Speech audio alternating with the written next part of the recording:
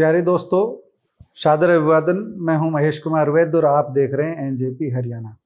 दोस्तों, आज चौधरी देवीलाल की पुण्यतिथि है। एनजेपी हरियाणा के मंच पर आप पिछले 5 दिनों से एक सीरीज देख रहे हैं, किस्से चौधरी देवीलाल के।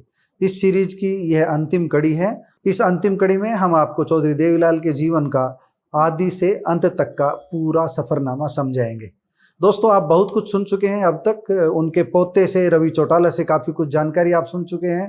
पहली कड़ी में हमने हुक्मदेव नारायण यादव की बातें आपको सुनवाई थी, जो चौधरी देवीलाल से जुड़ी थी।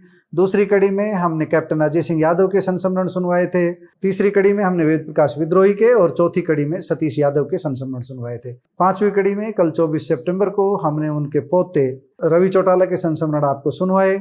उम्मीद है सभी के संस्मरणों से आपको नई जानकारी मिली होगी, ताऊ देवीलाल के बारे में अधिक से अधिक जानने का अवसर मिला होगा। दोस्तों, हम आपको बता दें कि 6 अप्रैल को, इसी वर्ष 6 अप्रैल को ताऊ देवीलाल की पुण्यतिथि पर हमने एक वीडियो तैयार की थी। मुझे लगता है आज 25 सितंबर को उनके जन्मदिन पर अगर वह वीडियो आपको दिखाई जाए तो निश्चित रूप से चौधरी देवीलाल के बारे में और अधिक जानकारी आपको मिल जाएगी। हम इस पुरानी वीडियो को आज दिखा रहे हैं और इसी के साथ इस सीरीज का समापन कर रहे हैं। आज उनकी स्मृति में रोहतक में सम्मान दिवस रैली भी होने जा रही है। रैली पर हम अलग से बात करेंगे।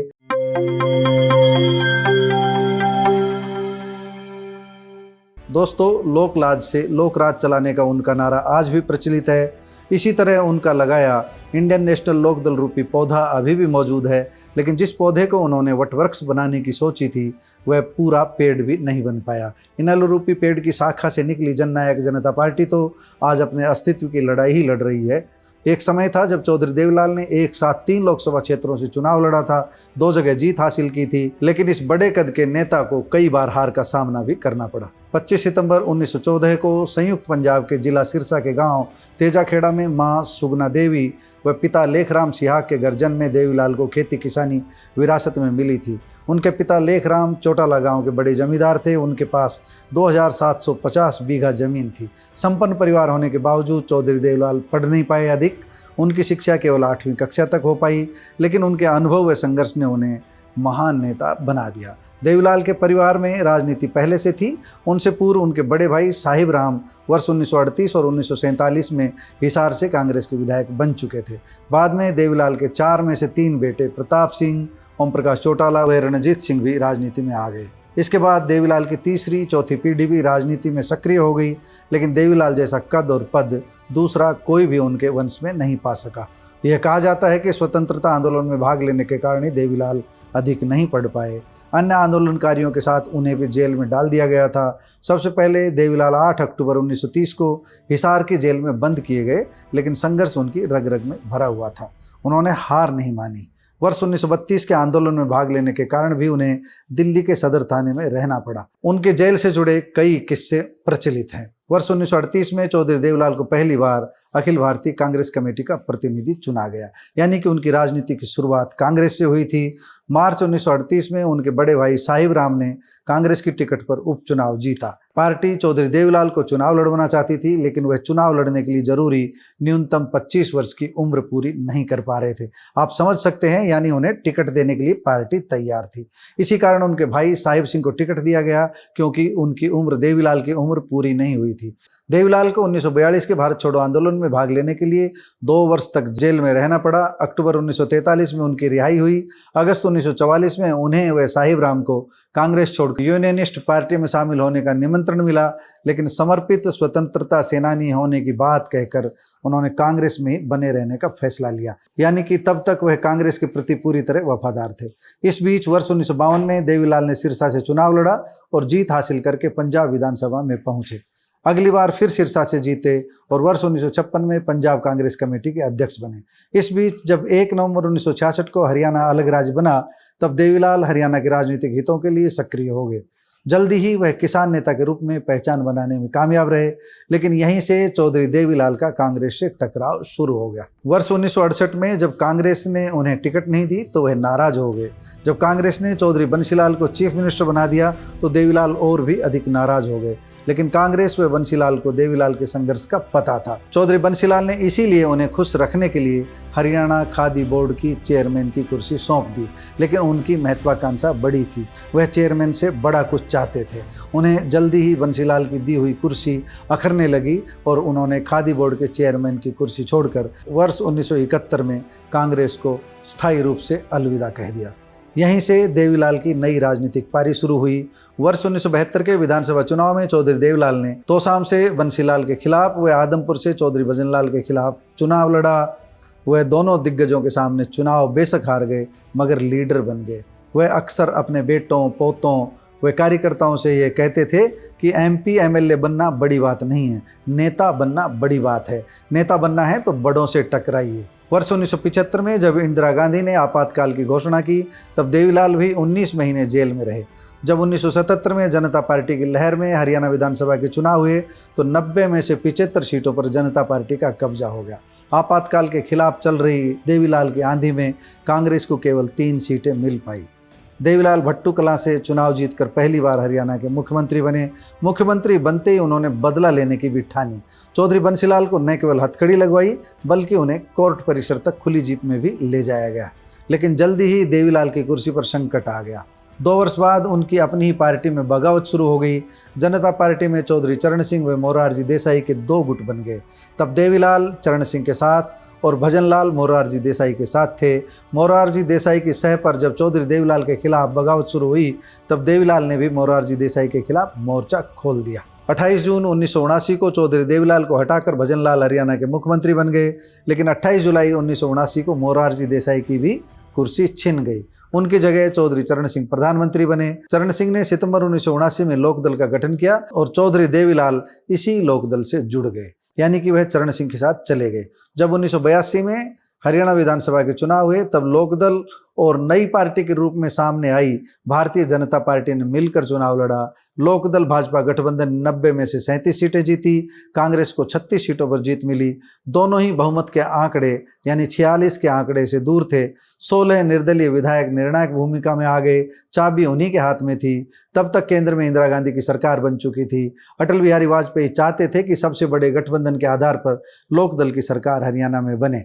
राज्यपाल GD तपासे ने पहले चौधरी देवीलाल को बहुमत साबित करने के लिए बुला भी लिया था, क्योंकि चौधरी देवीलाल ने उन्हें 8 निर्दलियों का समर्थन पत्र सौंप दिया था। लेकिन राज्यपाल विधायकों के परेड चाह रहे थे, जबकि देवीलाल हॉर्स ट्रेडिंग से बचने के लिए, हॉर्स ट्रेडिंग के डर से अपने समर्थकों के साथ हिमाचल प्रदेश में जा चुके थे। वह कुछ निर्णय लेते उससे पहले ही एक नाटकीय घटनाक्रम दिल्ली में हुआ। राज्यपाल ने हरियाणा भवन में अगले ही दिन दिल्ली में कांग्रेस विधायक दल के नेता भजनलाल को मुख्यमंत्री पद की शपथ दिला दी। राज्यपाल के आचरण से नाराज देवीलाल ने अगले दिन राजभवन पहुंचकर राज्यपाल तपासे की ठुड्डी पकड़ ली। कुछ लोग तो यहां तक कहते हैं कि देवीलाल ने राज्यपाल को थप्पड़ ही जड़ दिया था। हुआ कुछ भी हो, लेकिन इस थप्पड़ कांड की गूंज लंबे समय तक राजनीति में गूंजती रही। यह सच है कि राज्यपाल दिल्ली के टूल बने हुए थे। वर्ष 1982 का चुनाव देवीलाल ने मुहिम से जीता था। इस घटना के बाद देवीलाल और संघर्ष एक दूसरे के पर्यायवाची बन गए। पूर्व केंद्रीय मंत्री हुक्मदेव नारायण यादव से आज हमारी बात हुई। उनका कहना है कि उसी दौर में उन्होंने 5 वर्ष तक चौधरी देवीलाल के साथ हरियाणा के गांव-गांव का दौरा किया। विशेष रूप से दक्षिण हरियाणा का दौरा रहता था। देसी खाना, देसी पहनना और आम किसान के बीच चौपाल पर बैठकर संवाद करना देवीलाल की पहचान थी। हुक्का गुड़गुड़ाते किसानों के बीच पहुंचना, उनके बीच पहुंचकर अपनी बात करना, उनके बीच पहुंचकर उनकी सुनना उन्हें अच्छा लगता था। हुक्मदेव कहते हैं कि उसी दौर में 23 मई 1986 को जींद में हुई एक बड़ी रैली में देवीलाल ने हरियाणा संघर्ष समिति के बैनर तले पूरे हरियाणा में न्याय युद्ध छेड़ दिया। रेवाड़ी के रघु यादव इस समिति के महासचिव थे। न्याय युद्ध ने देवीलाल की लोकप्रियता को शिखर पर पहुंचा दिया। वह लोकप्रिय नेता बन गए। 1987 में जब विधानसभा चुनाव हुए, तब देवीलाल के नेतृत्व में बने गठबंधन को 90 में से 76 विधानसभा सीटों पर जीत मिली। लोकदल को 60 व भाजपा को 16 सीटों पर जीत मिली। गठबंधन की इतनी बड़ी जीत और कांग्रेस को केवल 5 सीटों पर संतोष करना पड़ा। आप समझ सकते हैं उस समय किस तरह देवीलाल का जादू चल रहा था। इस तरह देवीलाल दूसरी बार हरियाणा के चीफ मिनिस्टर बने, लेकिन जल्दी ही घटनाक्रम तेजी से बदला। वह केवल 2 दिसंबर 1989 तक ही मुख्यमंत्री रह पाए। इसका कारण था उनका केंद्र की राजनीति में जाना। देवीलाल ने 1989 के लोकसभा चुनाव में राजस्थान के सीकर, हरियाणा की रोहतक, वह पंजाब की फिरोजपुर लोकसभा सीटों से एक साथ पर्चा भर दिया। फिरोजपुर में उनकी हार हुई, लेकिन रोहतक व सीकर दोनों जगह से जीत दर्ज की। चौधरी देवीलाल ने रोहतक से इस्तीफा दिया। हालांकि यह देवीलाल की राजनीतिक भूल साबित हुई, क्योंकि इससे रोहतक के लोग उनसे नाराज हो गए। लेकिन देवीलाल दिल्ली में छा गए, देश में छा गए, उनकी तूती बोलने लगी। इसी बीच वह घटनाक्रम हुआ जब ओम प्रकाश चौटाला को हरियाणा की कुर्सी सौंपने के लिए देवीलाल को पुत्र मोह में बंधना पड़ा। ओम प्रकाश चौटाला बार बार कुर्सी संभालते और उनको बार बार हटना पड़ता। ये एक अलग घटनाक्रम है, इस पर फिर कभी चर्चा करेंगे। हम बात कर रहे हैं केवल चौधरी देवीलाल की। वर्ष 1989 में 2 स्थानों पर मिली जीत के बाद 1 दिसंबर 1989 को जो वीपी सिंह ने संसद के बीच चौधरी देवीलाल को प्रधानमंत्री पद के लिए नामित किया, तो उन्होंने विनम्रता से प्रधानमंत्री का पद ठुकरा दिया। देवीलाल ने अपने सिर पर आया प्रधानमंत्री का ताज वीपी सिंह के सिर पर रख दिया, क्योंकि चुनाव उन्हीं के नाम पर लड़ा गया था। हालांकि चंद्रशेखर और उनके कुछ खास साथी इससे नाराज थे। वह नहीं चाहते थे कि वीपी सिंह प्रधानमंत्री बने, लेकिन देवीलाल का तर्क था कि वीपी सिंह के लिए जुबान दी हुई थी, कुर्सी से बड़ी जुबान की कीमत होती है। इस तरह हरियाणा की राजनीति से चौधरी देवीलाल का केंद्र में जाना हुआ और हरियाणा की राजनीति से उनकी दूरी बन गई। दोस्तों, उप प्रधानमंत्री पद तक पहुंचने वाले चौधरी देवीलाल को राजनीतिक सफर के अंतिम पड़ाव में कई झटके झेलने पड़े। वर्ष 1991 में जहां घिराई विधानसभा से राजनीति के नए खिलाड़ी छतरपाल के हाथों हार मिली, वहीं लोकसभा चुनाव में उन्हें भूपेंद्र सिंह हुड्डा के हाथों 3 बार हार झेलनी पड़ी। लेकिन इसके बावजूद चौधरी देवीलाल के नाम शानदार रिकॉर्ड दर्ज है। वर्ष 1996 में चौधरी देवीलाल ने चौधरी चरण सिंह के लोकदल से अलग हटकर इंडियन नेशनल लोकदल का गठन किया। चुनाव पूर्व जरूरी औपचारिकताएं पूरी न होने पाने के कारण तब देवीलाल की पार्टी ने 1996 का चुनाव समता पार्टी के बैनर तले लड़ा था। हालांकि उन्हें तब कामयाबी नहीं मिली, लेकिन अगस्त 1998 में वह राज्यसभा में जाने में कामयाब हो गए। 6 अप्रैल 2001 को 85 वर्ष की उम्र में चौधरी देवीलाल का निधन हो गया। जिस समय उनका निधन हुआ, इनेलो तब पूर्ण बहुमत के साथ सत्ता में थी। उनके बेटे ओम प्रकाश चौटाला तब विवादों की छाया से निकलकर हरियाणा के मुख्यमंत्री बन चुके थे, अपने दम पर मुख्यमंत्री बन चुके थे। वर्ष 2000 के चुनाव में इनेलो ने 47 सीटें जीती थी। ओम प्रकाश चौटाला का अपना करिश्मा था। दोस्तों, देवीलाल के बारे में कई किस्से प्रचलित हैं। दिल्ली में जब उनकी हनक थी, तब ताऊ के रूप में देवीलाल की पहचान बन चुकी थी।